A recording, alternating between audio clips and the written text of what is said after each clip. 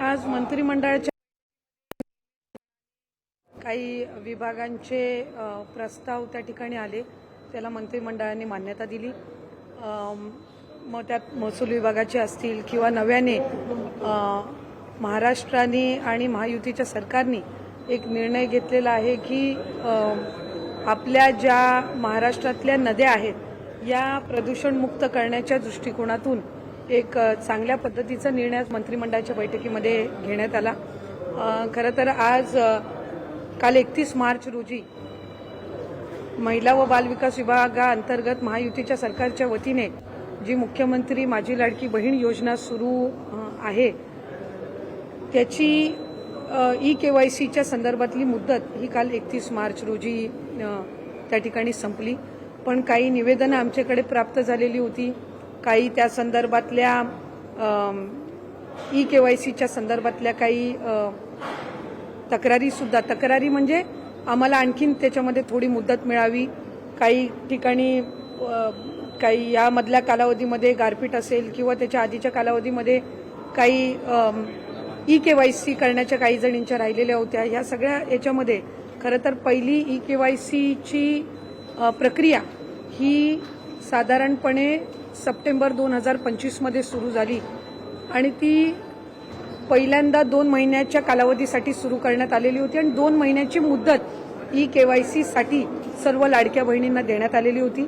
पण त्यानंतर राज्याचे मुख्यमंत्री देवेंद्र फडणवीस साहेब, उपमुख्यमंत्री शिंदे साहेब आणि तत्कालीन उपमुख्यमंत्री अजितदादांच्या सूचनेनुसार ती मुदत 31 डिसेंबरपर्यंत वाढवण्यात आलेली होती। त्यानंतर सुद्धा काही सूचना आल्या की ई-KYC करत असताना काहींनी चुकीचे ऑप्शन निवडले, काहींनी ई-KYC भरून सुद्धा त्यांना काही तांत्रिक बाबींमुळे त्याच्यामध्ये लाभ हा मिळत नव्हता, त्यात काही चुकीचे ई-KYCच्या फॉर्ममध्ये ऑप्शन त्यांनी निवडले गेल्यामुळे त्यांना पुन्हा एकदा 31 मार्चपर्यंतची मुदत देण्यात आली। ती मुदत ही आता या महिन्याच्या कालावधीपर्यंत आम्ही वाढवत आहोत, म्हणजे 30 एप्रिलपर्यंत ती मुदत ही राज्याचे मुख्यमंत्री देवेंद्र फडणवीस साहेब, उपमुख्यमंत्री शिंदे साहेब आणि उपमुख्यमंत्री सुनेत्रा काकींच्या सूचनेनुसार ती वाढवण्यात येत आहे। त्यामुळे आपल्या माध्यमातून सर्व लाडक्या बहिणींना विनंती राहील की ही जी अंतिम संधी ही आपलं काही ई-KYC करत असताना जी काही चूक झालेली असेल त्या दुरुस्तीसाठी ही देण्यात आलेली आहे आणि 30 एप्रिलपर्यंत ही मुदत ही महायुतीच्या सरकारच्या वतीने आदरणीय मुख्यमंत्री फडणवीस साहेब, शिंदे साहेब आणि सुनेत्रा काकी यांच्या सूचनेनुसार ही आम्ही वाढवत आहोत।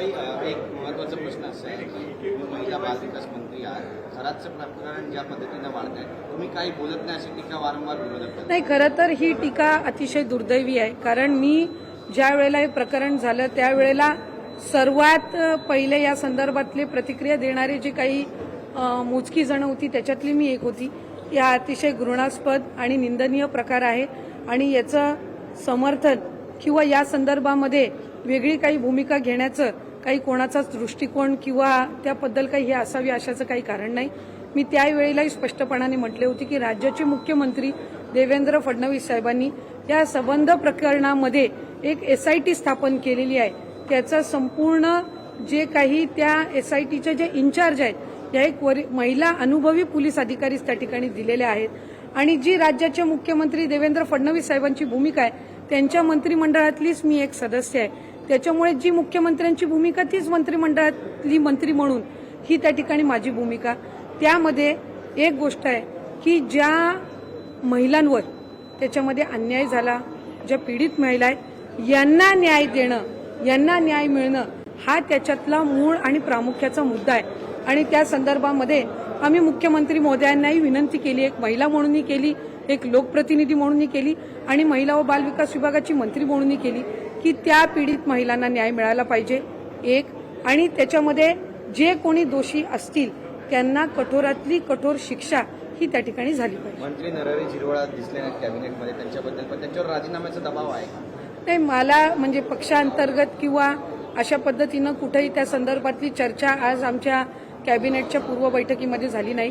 त्या संदर्भामध्ये सुद्धा राज्याचे मुख्यमंत्री देवेंद्र फडणवीस साहेबांनी झिरवाळ साहेबांना, झिरवाळजींना हे त्यांनी सूचना दिलेल्या आहेत की जो काही प्रकार असेल त्या संदर्भातली त्यांनी रीतसर तक्रार ही पोलिसांमध्ये करावी, त्यानुसार त्यांनी केलेली आहे.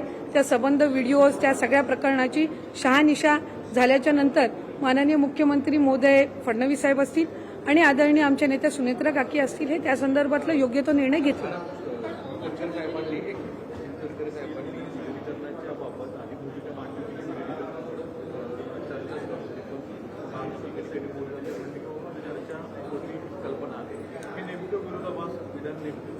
नाही, त्यांनी सुरुवातीपासून ही भूमिका घेतली की दादा असतानाचं विलिनीकरण आणि दादांच्या पश्चातलं विलिनीकरण हे दोन वेगवेगळ्या बाबी त्या ठिकाणी आहेत. सुरुवातीच्या कालावधीमध्ये जो काही संबंध आभास करण्यात आला विलिनीकरण दादांची शेवटची इच्छा, त्यावेळेला खऱ्या अर्थानं दादांचा झालेला अपघात, त्या सगळ्या संबंध परिस्थितीमध्ये लगेचच विलिनीकरणाची जी चर्चा सुरू झाली त्याच्यातून एक संभ्रमाचं वातावरण हे त्यानिमित्ताने झालं. आणि जसं त्या म्हणजे आदरणीय पवार साहेबांच्या राष्ट्रवादी काँग्रेस पक्षाच्या नेत्यांमध्ये एक संघटितपणाने त्या संदर्भामध्ये चर्चा झालेली होती, तशा पद्धतीनं संघटित चर्चा ही राष्ट्रवादी काँग्रेस पक्षाच्या अजितदादांच्या पक्षामध्ये झालेली नव्हती. या संदर्भामध्ये त्यांनी त्यावेळेला ही भूमिका स्पष्ट केली. आणि काल परवामध्ये झालेल्या त्यांच्या याच्यामध्ये त्यांनी सांगितलं की कुणीही आदरणीय सुनेत्रा काकींना दादांच्या पश्चात राष्ट्रीय अध्यक्ष म्हणून करा, त्यांच्या नेतृत्वामध्ये आपण सगळे एकत्रितपणाने काम करू, अशा पद्धतीची काही भूमिका त्यावेळेला आली नाही.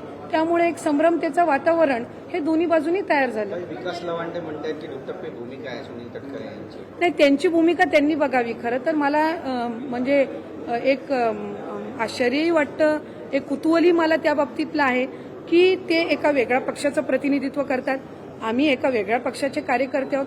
असं असताना त्यांना रोज आमच्या पक्षामध्ये काय चाललेलं आहे ह्याच्यासाठी वेळ कुठनं मिळतो. त्यांनी त्यांच्या पक्षाची जी संघटना आहे ह्याच्याकडे जास्ती लक्ष द्यावं. आम्ही आमच्या पक्षाच्या संघटना वाढीसाठी सुनेत्रा काकींच्या आम्ही नेतृत्वाखाली काम करत आहोत. या उलट माझी त्यांनाही विनंतीपूर्वक सूचना राहील की आपण जर बघितलं तर स्थानिक स्वराज्य संस्थेच्या निवडणुका, मग त्या महानगरपालिकेच्या असो किंवा जिल्हा परिषदेच्या असो, आदरणीय आमचे नेते अजितदादा हयात असताना काही जिल्ह्यांमध्ये राष्ट्रवादी काँग्रेस पक्षाचे दोन्हीही कार्यकर्त्यांनी एकत्रितपणाने लढवलेली आहे. आज ते जिल्हा परिषद पंचायत समितीमध्ये महानगरपालिकेमध्ये त्या ठिकाणी काम करत आहेत. अशा वेळेला त्या कार्यकर्त्यांची दोन्ही बाजूच्या कार्यकर्त्यांची आपण फरफड का करतोय हे माझ्यासारख्या कार्यकर्त्याच्या समजण्याच्या पलीकडे आहे. कारण शेवटी त्यांनी महानगरपालिका एकत्र लढवली, आज त्यांना तिथे एकत्र काम करायचंय. जिल्हा परिषद काही ठिकाणच्या एकत्र लढवल्या, जिल्हा परिषदेच्या पंचायत समितीच्या महानगरपालिकेच्या निवडणुका या कार्यकर्त्यांच्या निवडणुका असतात. आणि त्यांनी त्यावेळेला दादांनी त्याच्यामध्ये पुढाकार घेतला असेल, श्रद्धेय पवार साहेबांच्या मार्गदर्शनाखाली त्यांच्या पक्षांनी पुढाकार घेतलेला असेल. अशा वेळेला ह्या सगळ्या भूमिका आणि एकमेकांवर वेगवेगळे आरोप प्रत्यारोप करून आपण त्या लोकप्रतिनिधींची जे स्थानिक पातळीवर काम करतात किंवा कार्यकर्ते यांची फरफड ही कुठल्याही पक्षांनी का करावी हे माझ्यासारख्या कार्यकर्त्याच्या समजण्याच्या पलीकडचा विषय. एका मुख्य नेत्याच्या आणि अजितदादा पवार यांच्या फोटोवर फुल्ली मारले, जे धागेदोरे ते थेट अजितदादा यांच्या अपघाताशी जोडण्याचा प्रयत्न असं वाटते. खरं तर हा महाराष्ट्र पुरोगामी महाराष्ट्र म्हणून ओळखला जातो, विकसित महाराष्ट्र म्हणून ओळखला जातो. खरातांचं झालेलं प्रकरण हे अतिशय निंदनीय आहे, एकदम निंदनीय. त्याचं समर्थन किंवा त्याची बाजू किंवा काय हे कोणीही कुठल्याही बाजूनी घेण्याचं काही कारण नाही. आम्ही सगळेच मग कुठल्याही पक्षाचे असो, आज लोकप्रतिनिधी म्हणून मी असेल, त्यांच्या पक्षाचे काही असतील, त्यानंतर शिवसेनेचे दोन्ही बाजूचे काही असतील, काँग्रेसचे असतील का भारतीय जनता पक्षाचे असतील, कुठलाही नेता यांनी कुठल्याही घटनेचं समर्थन हे केलं नाही. एक आहे की सगळ्याच राजकीय मंडळींना सर्व पक्षाच्या हा एक धडा आहे की पुरोगामी महाराष्ट्रामध्ये आपण वावरत असताना एखाद्या कुठल्याही गोष्टीच्या आपण कुठल्याही बाबतीमध्ये एक सल्ला घेणं किंवा वेगवेगळ्या पद्धतीनं म्हणजे आपण त्यांच्याकडे एक बोलतो ना काय पुढचं जाणून घेण्याच्या दृष्टिकोनातून असेल किंवा काय असेल, ह्या सगळ्या बाबतीतला हा सगळ्याच राजकारण्यांना मिळालेला एक धडा आहे. पण या आपल्या माध्यमातून मला आणखीन एक सांगायचं आहे की वेगवेगळे फोटो याच्यामध्ये आले, वेगवेगळ्या नेत्यांचे फोटो आले, वेगवेगळ्या राजकीय पक्षातले ते होते. कुठल्याही राजकीय पक्षातल्या नेत्यांनी त्यांनी जे कृत्य केलंय त्याचं समर्थन केलं का? त्याची बाजू कोणी मांडली का? नाही. याचा अर्थ असा की वेगवेगळ्या सार्वजनिक कार्यक्रमांमध्ये त्यांची भेट झालेली असेल. याचा अर्थ असा नाही की हे जे निंदनीय प्रकरण झालेलं आहे याचं कोण समर्थन करतं का हे त्यांना माहिती होतं. त्याच्यामुळे याच्यामध्ये पडण्यापेक्षा आज राज्याचे मुख्यमंत्री देवेंद्र फडणवीस साहेबांनी SIT जी स्थापन केलेली आहे त्या चौकशीमध्ये ज्या काही गोष्टी आहेत त्या शहानिशा होतील. आज बघितलं कोणी महिला कुठल्याही पक्षाचे असो कुठल्याही यांच्यावर आरोप करत आहेत. कोण रश्मी वहिनीचं नाव घेतं, कोण इथं नीलमताईंचं नाव घेतं, कोण माझ्याही संदर्भामध्ये मी भूमिका स्पष्टपणाने मांडत नाही ह्या संदर्भामध्ये नाव घेतं. त्यामुळे ह्या सगळ्या ह्याच्यामध्ये आपापसातली बदनामी करण्यापेक्षा एक राजकीय एक विचारधारा किंवा एक महाराष्ट्राची विचारधारा म्हणून सगळ्या पक्षांचे यांनी वेगवेगळ्या सार्वजनिक कार्यक्रमांमध्ये त्यांना भेटले असतील. याचा अर्थ असा होत नाही की या निंदनीय घटनेची कोणाला माहिती होती किंवा हा जो प्रकार सगळा याबद्दल कोणाला माहिती होती. जर माहिती असती तर कुठलाही महाराष्ट्रातला राजकारणी हा त्यांना भेटला नसता याची मला एक लोकप्रतिनिधी म्हणून खात्री आहे. विधानसभेमध्ये आता भाजप अक्षय खडीले यांना उमेदवारी दिलेली आहे. राष्ट्रवादी शरद पवार गटातून या ठिकाणी आता उमेदवारी द्यायची तयारी आहे. मात्र अशी चर्चा सुरू झाली की अजित पवार गटाकडून देखील राष्ट्रवादीला त्या ठिकाणी सपोर्ट केला नाही. मी अशा पद्धतीची कुठली चर्चा ऐकलेली नाहीये. आम्ही महायुतीमध्ये आहोत. त्यामध्ये भारतीय जनता पक्ष, राष्ट्रवादी काँग्रेस पक्ष, अजितदादा आणि त्याचबरोबर शिवसेना एकनाथ शिंदे साहेबांच्या नेतृत्वाखाली आणि आणखीन आमचे घटक पक्षही आहेत. ही महायुती आहे. जशी बारामतीची पोटनिवडणूक आहे ज्याच्यामध्ये आदरणीय सुनेत्रा काकी या राष्ट्रवादी काँग्रेस पक्षाच्या उमेदवार जरी असल्या तरी त्या महायुतीच्या उमेदवार आहेत ज्याचा उल्लेख आदरणीय फडणवीस साहेबांनी केला. तशाच पद्धतीनं राहुरी ही महायुती म्हणून त्या ठिकाणी आम्ही लढवण्याच्या दृष्टिकोनातून पावलं उचलतो. आंबेडकर यांनी आज दोन गंभीर आरोप केलेले आहेत. एक म्हणजे नरेश अरोरांबाबत की नरेश अरोरांच्या सल्ल्यानुसार काही आमदारांचं निगेटिव्ह मार्किंग देत अजितदादांकडे टिकीट काढण्याचा प्रयत्न अरोरांनी केला होता. दुसरा गंभीर आरोप असा आहे की भाजपसोबत प्रत्येक त्यांच्या हात मिळवले होते म्हणून कमी जागा पदरात पाडून घ्यायचा सल्ला त्यांनी दादाला दिला. नाही, मला असं वाटतं की अमोलजी हे आमचे सहकारी राहिलेले आहेत. विधान परिषदेमध्ये त्यांनी 6 वर्ष आदरणीय अजितदादांनी त्यांना त्या ठिकाणी संधी दिली. ते वेळोवेळी पक्षाच्या वतीने सुद्धा भूमिका त्या ठिकाणी मांडत आलेले आहेत. जर दादांच्या म्हणजे सूचनेनुसार दादांच्या मार्गदर्शनाखाली एखादी जर एजन्सी पक्षाच्यासाठी कॅम्पेनिंग करण्यासाठी निवडली त्यावेळेला गेलेली असेल आणि त्या संदर्भामध्ये त्यांच्या काही शंका कुशंका असतील जर त्यांच्या मनामध्ये पक्षाच्या हिताच्या दृष्टिकोनातून पक्षाच्या पुढच्या वाढीच्या दृष्टिकोनातून तर मला खात्री आहे की आदरणीय सुनेत्रा काकी असतील आदरणीय पारदादा असतील हे त्यांना ज्या काही त्यांच्या शंका कुशंका असतील अमोलजींच्या याचं निरासन ते निश्चितपणाने करतील.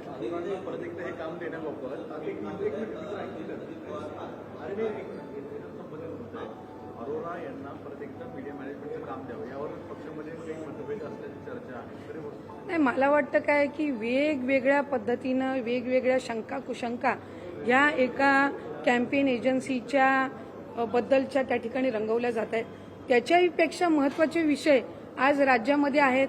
आज राष्ट्रवादी काँग्रेस पक्ष म्हणून दादांच्या पश्चात पक्ष कसा आदरणीय सुनेत्रा काकींच्या नेतृत्वाखाली विस्तारित करावा असा मोठा प्रश्न आमच्यासमोर असताना तर मंत्री आदिती तटकर या माध्यमांशी संवाद साधत होत्या. लोकशाही मराठी ऐका, पहा, जागरूक रहा.